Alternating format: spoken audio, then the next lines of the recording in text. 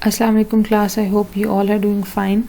आज हम लोग अपना नेक्स्ट टॉपिक स्टार्ट करेंगे, that is language defined by grammars. I hope आपके मिड टर्म्स अच्छे हुए होंगे। अब the language defined by grammars हमारा नेक्स्ट टॉपिक है। इससे पहले तक के टॉपिक्स हमने सारे जो हैं वो पढ़ लिए थे, ठीक है। तो यहाँ तक मैंने आपको बताया था कि आपके टॉपिक्स जो हैं वो हो गए हैं, that was derivation of grammar, something like that. और ये हमारा नेक्स्ट टॉपिक है। कुछ स्टूडेंट्स मुझसे कहते हैं कि मैम आप हमें नोट्स सेंड कर दें। एक दो मेल्स मुझे I don't remember the names. Some students also comments में वो मुझे कहते हैं कि मैम आप हमें सेंड कर दें नोट्स। तो I don't understand a very simple thing कि आपको कौन से नोट्स चाहिए, क्योंकि मैं तो आपको बुक फॉलो करवा रही हूँ, ठीक है। ये आपकी बुक है और ये मैंने आपको सेंड की हुई है आपके CRGR को, और मैं आपको पूरी बुक फॉलो करवाती हूँ।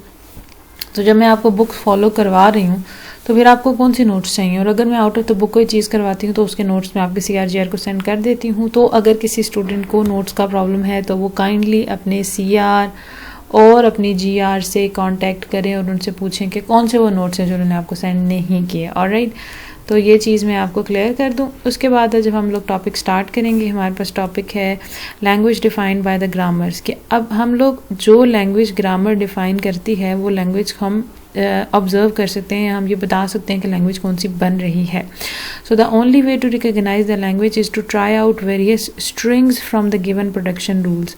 यानी अगर हमने लैंग्वेज को रिकॉग्नाइज करना है तो हम क्या करते हैं, हम उसकी कुछ स्ट्रिंग्स बनाते हैं प्रोडक्शन रूल्स को यूज़ करते हुए। ऑलराइट, अब हमारे पास प्रोडक्शन रूल्स हैं और हम उनको यूज़ करते हुए कुछ स्ट्रिंग्स बनाते हैं, ठीक है। जब हम स्ट्रिंग्स बनाएंगे तो हमें पता चल जाएगा कि जी ये लैंग्वेज है और ये लैंग्वेज नहीं है।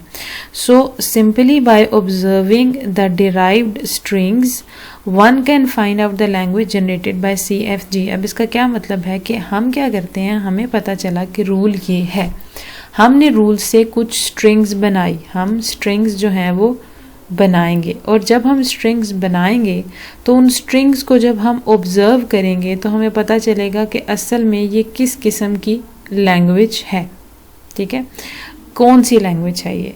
इसकी मिसाल ऐसे ही है कि जैसे आपके पास कुछ सेंटेंसेस लिखे हों अगर, तो आपको पता चल जाएगा ना कि ये लेट से आपको कोई पेज देता है और उस पर सेंटेंसेस लिखे हुए हैं।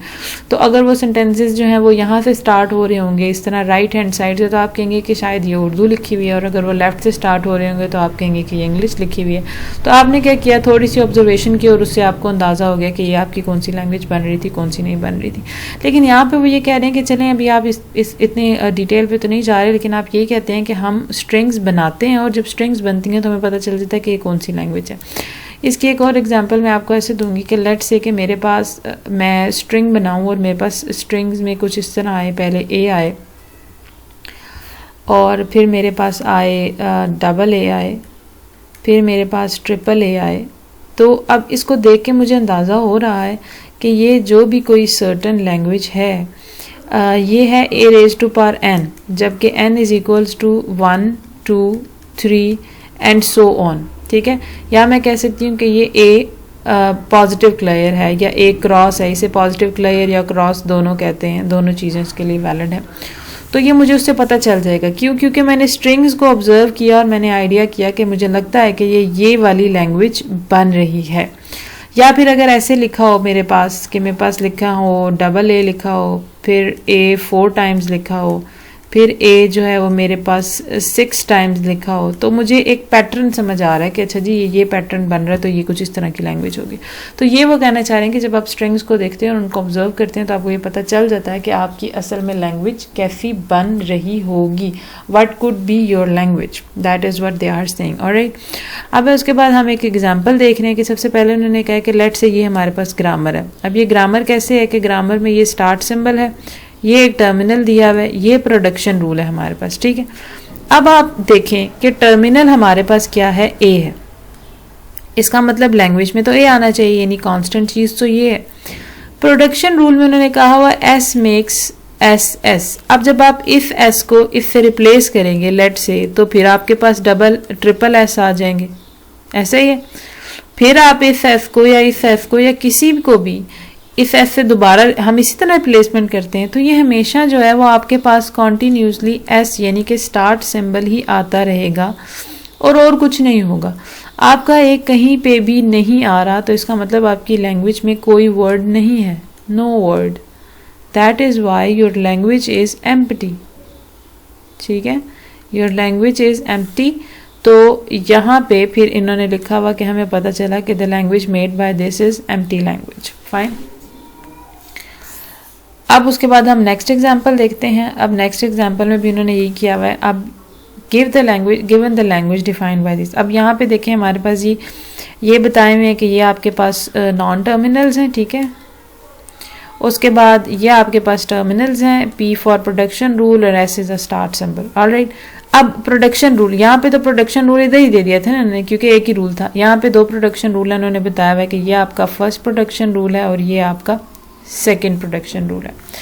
अब according to these production rules S makes ACA and C makes ACA और B, दोनों में से कोई एक चीज़ हमारे पास इसमें बन जाएगी।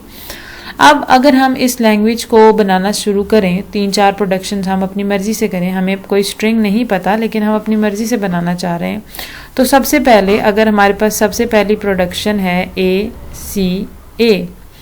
अब यहाँ C को अगर आप इस C से रिप्लेस करें तो ये अगेन ACA से रिप्लेस होगा, तो ACA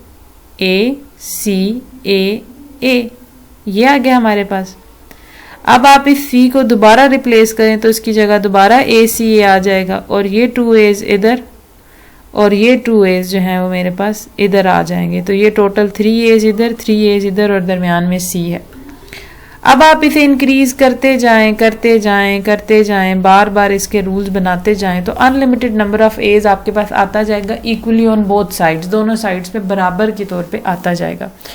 और एट द एंड जब आप इस C को रिप्लेस करेंगे इस B से, क्योंकि अल्टरनेटिव है ना, B से भी रिप्लेस कर सकते हैं, तो आपके पास जो भी होगा वो इस तरह A's और फिर एक सिंगल B और फिर इस तरह A's आ जाएंगे। ऑलराइट, अब आप ये हम कह सकते हैं ये आपके पास A's हैं, ठीक है, और एक आपके पास सिंगल B आएगा, तो हम इसको इस तरह लिख सकते हैं कि हम यहाँ पे कहें A raised to power n B and A raised to power n। This is your language, right. ये हमें पता चला कि ये हमारी लैंग्वेज है, ये हमने डिराइव की। अब आप यहाँ पे देख लें, where n is greater than और इक्वल टू 1, यानी एटलीस्ट हमारे पास a होना चाहिए ग्रेटर देन 1।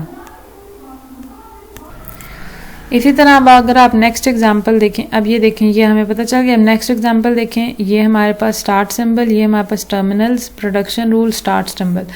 अब हमारे पास एक ही प्रोडक्शन रूल दिया हुआ है कि आपके पास क्या प्रोडक्शन रूल है जी, S मेक्स 0 S1 या फिर एम्प्टी सेट। अब जब हमारे पास ये प्रोडक्शन रूल है तो हम जब S को रिप्लेस करेंगे तो इक्वली हमारे पास दोबारा 0 और 1 और दरमियान में S जो है वो आता जाएगा। फिर हम इसे रिप्लेस करेंगे तो हमारे पास इसी तरह ये इंक्रीज होते जाएंगे अलॉन्ग विद द थिंग। फिर हम S को रिप्लेस करेंगे तो ये इसी तरह ये 3 1s इधर आ जाएंगे, ये 3 0s जो है वो इधर आ जाएंगे। एंड एट द एंड आप ये देखेंगे कि हमारे पास equal number of zeros and 1s दोनों साइड्स पे आते जाएंगे। और एट द एंड जब भी हमारा दिल करेगा हम इसे एम्प्टी सेट से रिप्लेस कर देंगे तो हमारे पास इक्वल नंबर ऑफ zeros और 1s जो है वो बन जाएंगे।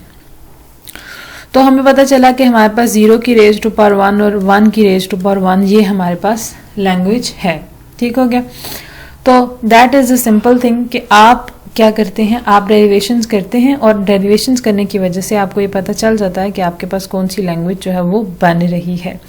तो ये हमारे पास जो है वो टॉपिक हमारा ख़त्म हो गया जिसका नाम था लैंग्वेजेस डिफाइंड बाय ग्रामर।